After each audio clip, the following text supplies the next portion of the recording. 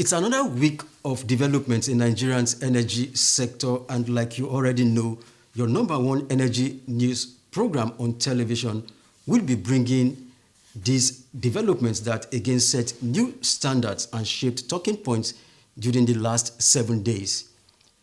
The week started on a shaky and not too happy note for the oil and gas sector in Nigeria, as members of the National Union of Petroleum and Natural Gas Workers Association (NUPENG) made good their threats to shut down lifting of petroleum products across the country after the Nigerian government failed to address the concerns of the union members before Monday, September 8, over the Dangote Group's failure to allow for unionization of members in the refinery.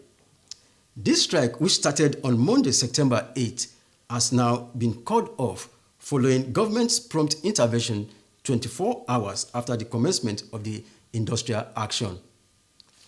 On this week edition of Energy in 7 Days segment, we shall be looking at the stories that shaped conversations in the now called off NUPENG strike, just as we also promised to bring you other stories that drew media attention in the week in focus. For more updates on this program, you can now join us live on Facebook. Simply go to facebook.com/AIT Lagos. You can also subscribe and watch our YouTube channel at AIT Lagos. Let's now go on a quick break to bring you our Energy in 7 Days segment. I am your regular host, Afemike Ebigie.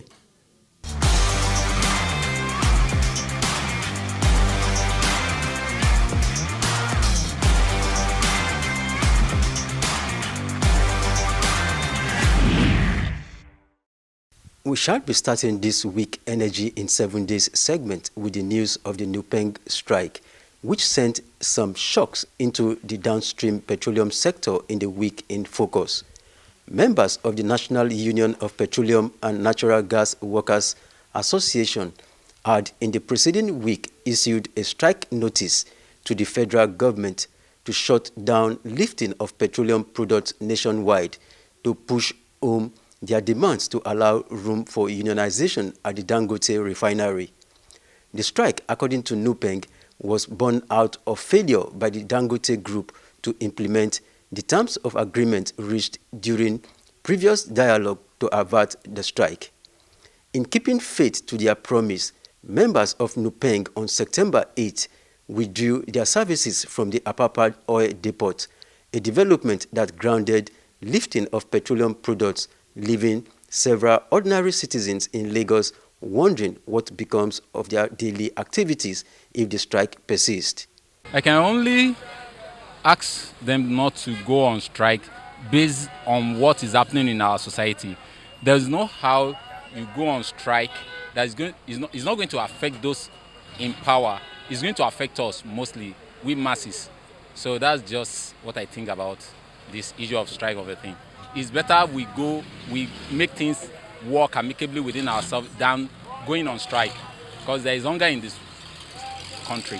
Their strike is for a just cause, and if they are sure that their strike is actually going to bring about the reduction in, the fuel price and diesel price and all of that, if it's a cause that they can fight to the end, it is good. We know that we would suffer from it, but it would eventually be beneficial to us on the long run. But if the strike is just like a facade, they are just trying to deceive themselves or deceive people, then it doesn't make any sense. It would be better off they just call off the strike and let everybody just move on with the new price. Still staying with the strike called by NUPENG during the week, members of the Natural Oil and Gas Suppliers Association of Nigeria at a press conference pledged their total support for the demands of NUPENG. President of the body, Bennett Okorie, at the briefing noted that failure for government to intervene in the concerns raised by NUPENG would leave his association without the option but to join NUPENG in the nationwide strike on Tuesday, 9th of September. Given the urgency of this matter, we find ourselves with no other choice but to consider withdrawing our services nationwide. In solidarity with NUPENG and other stakeholders, if this situation remains unsolved, it is hereby directed that all oil and gas suppliers, all construction companies, industries, hotels, and telecommunication sites nationwide should be withdrawn their service with effect from tomorrow, 9 September 2025, pending when the matter is resolved. Once the strike by NUPENG sets in, if it does, if the government's attention and intervention is not bringing, Petron will have no choice than to give instruction to our members to just go home, because without our pump station workers, we cannot be able to do any business. Reports in the course of the week say the immediate past Group Chief Executive Officer of the Nigerian Petroleum Company, talking about the NNPC, Mele Kyari, had a date with the Economic and Financial Crimes Commission where he provided answers to allegations of financial crimes, going by ongoing investigations on how he managed resources during his tenure as the Group Chief Executive Officer at the nation's petroleum company. The former Group Chief Executive, according to reports, has been placed on watch list months back by the Bola Tinubu's administration before his latest date with the EFCC during the week. The Economic and Financial Crimes Commission has also approached a federal high court to have all the bank documents linked to Mele Kyari frozen pending outcome of the investigations.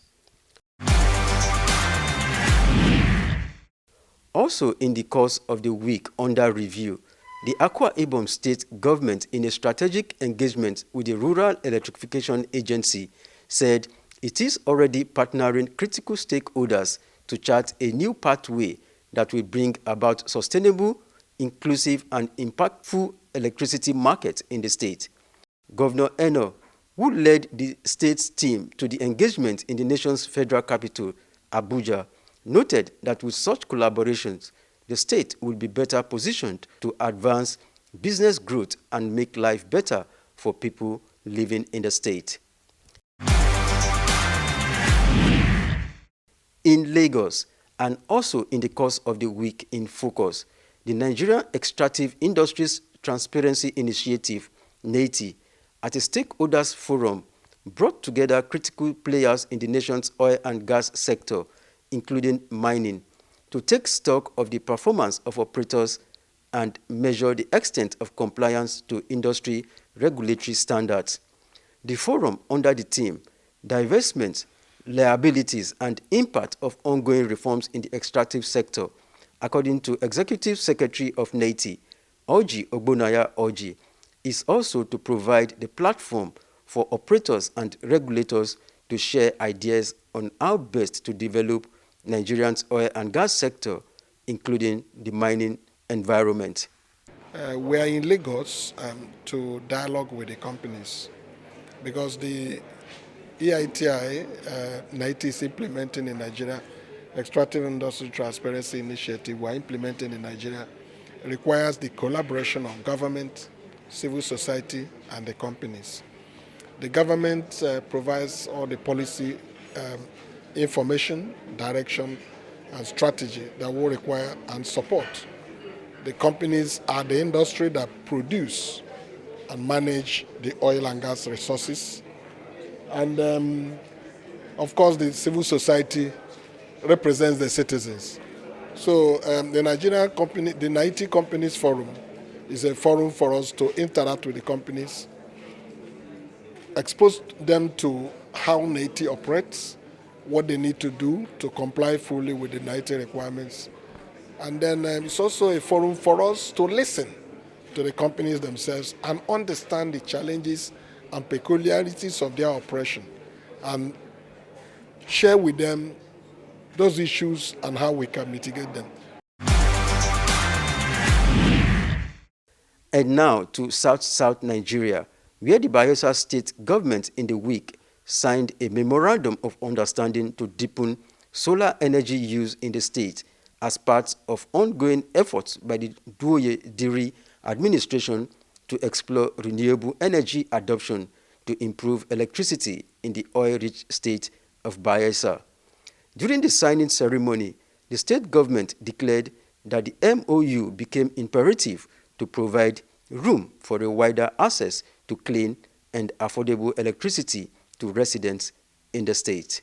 For us, it's a thing of joy, and leading particularly this independent power situation.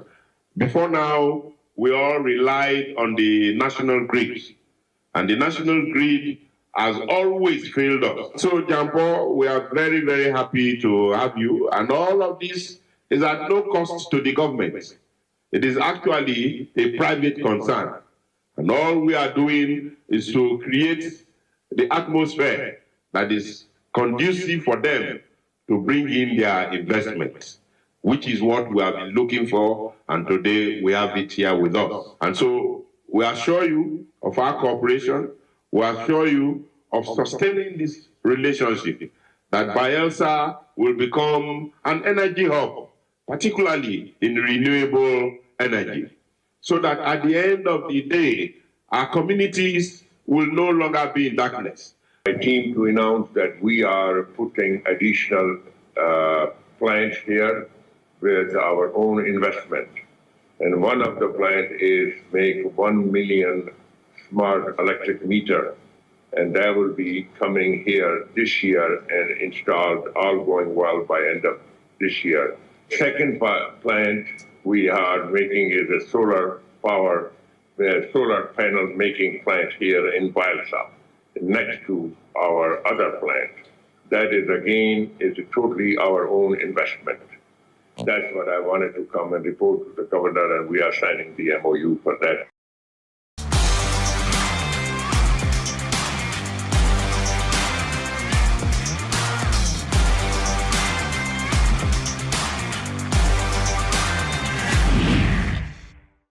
All right, welcome back from the Energy in 7 Days segment. That segment that keeps you informed on the critical issues that set agenda for the energy sector in the last 1 week. The Nigerian extractive industries comprising oil and gas sector, including mining, remains critical to driving the economic agenda of the federal government. During the week, stakeholders converged on Lagos to look at ways to enhance efficiency and ensure transparency and accountability for the sector. The forum, led by the Nigerian government and driven by the Nigerian Extractive Industries Transparency Initiative, NETI, is of the view that for Nigeria to achieve its national developmental agenda, then stakeholders in the sector must work together to actualize the required reforms to drive growth in the oil and gas sector, including mining. On this week interview segment, we shall be bringing you remarks of some stakeholders from that forum and their shared perspectives on the way forward for Nigeria's oil and gas sector.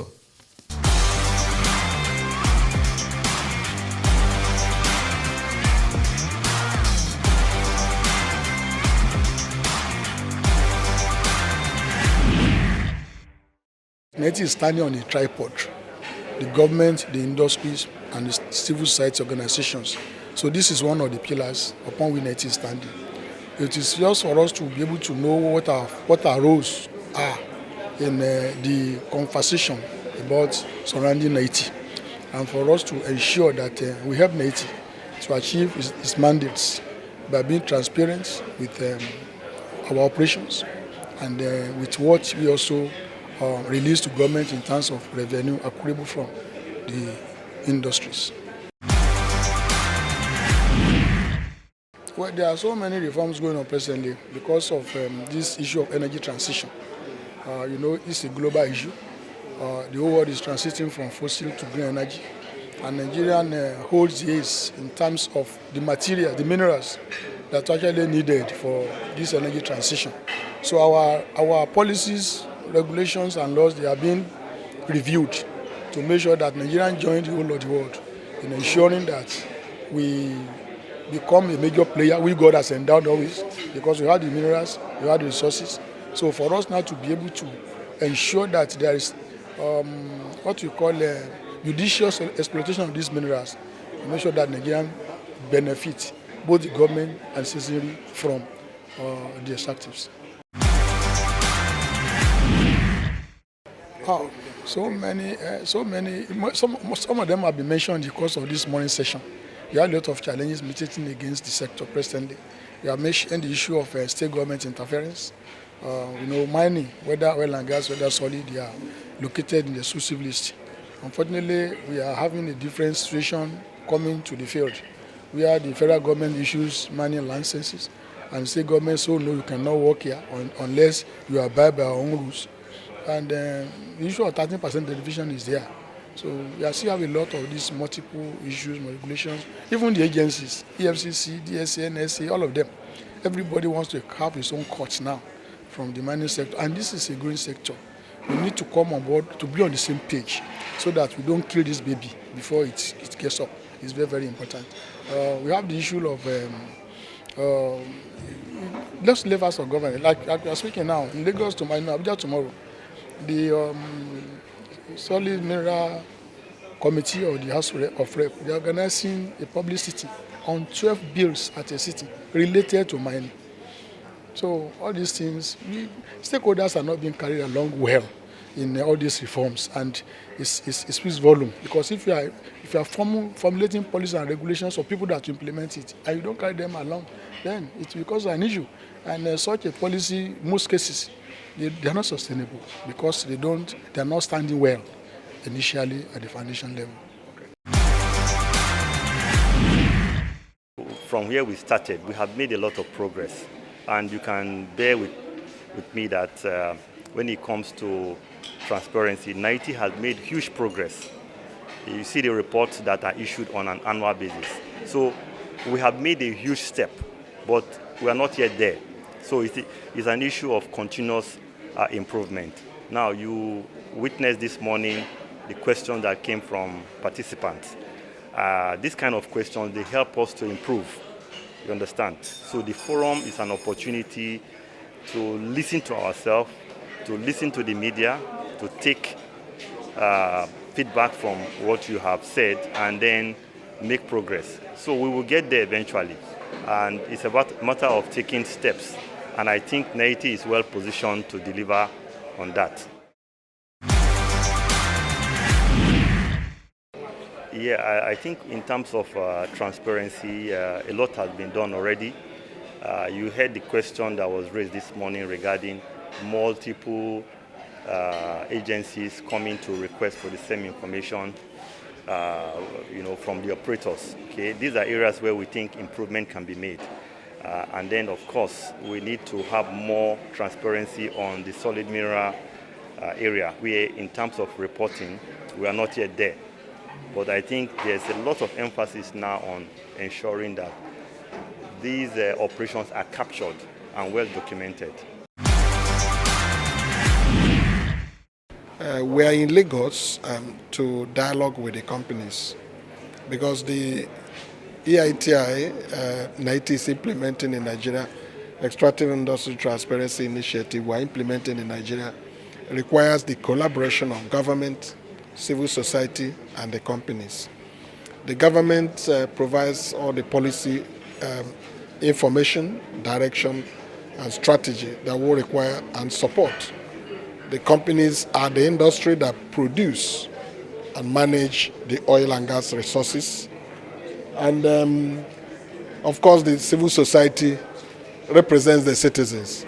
So the NITI Companies Forum is a forum for us to interact with the companies, expose them to how NITI operates, what they need to do to comply fully with the NITI requirements.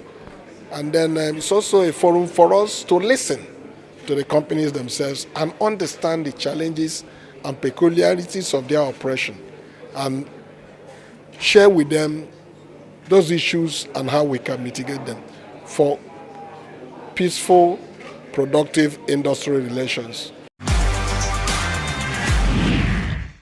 Our focus today is to enlighten the companies on what they need to do as we commence our 2024 industry audit report nationwide. It's already in progress. It's also an opportunity to listen to them on what exactly they could do differently and to make the whole process seamless. But we are focusing on liabilities and divestments and the impacts on host communities. When companies leave an environment they have operated for a very long time, apparently relocating to a new environment or may have divested their investments totally. We are looking at what happens to those communities in terms of social responsibilities that the companies were providing for them before. In terms of environment, are the environment intact? Are they clean? Are there liabilities left behind? What are the obligations that the companies might leave behind that needs to be addressed? So we listen to the companies and we also have avenues of reaching the host communities. There are consequences, like I have explained to the companies. Some will ask, why do we need us? We need you because it's lawful for you to comply. And compliance with the law is mandatory. So that's one. Two, in transparency, everyone gains. Both the companies, the government, the civil society, and Haiti, everyone will be happy. So we need transparency in the industry. We need accountability in the industry. And all the multi-stakeholders have a responsibility, one responsibility or the other to play for this to happen. That's also part of the issues we are listening. In this compliance, how do we comply? When do we comply? What are the requirements? We are explaining all of that at this meeting going on in Lagos.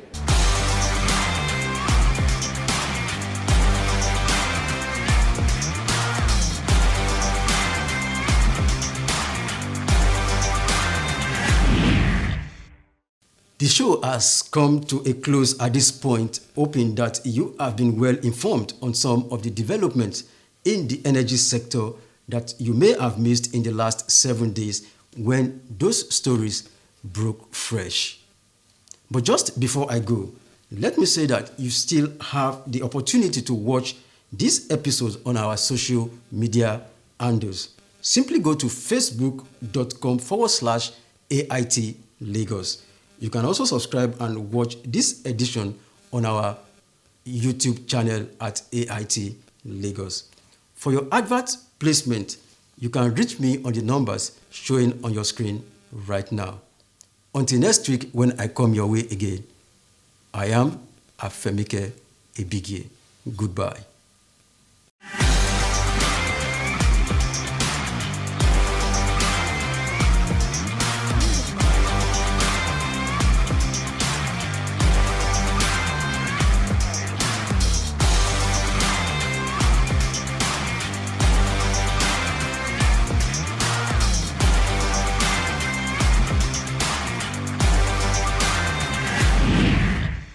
Music bed.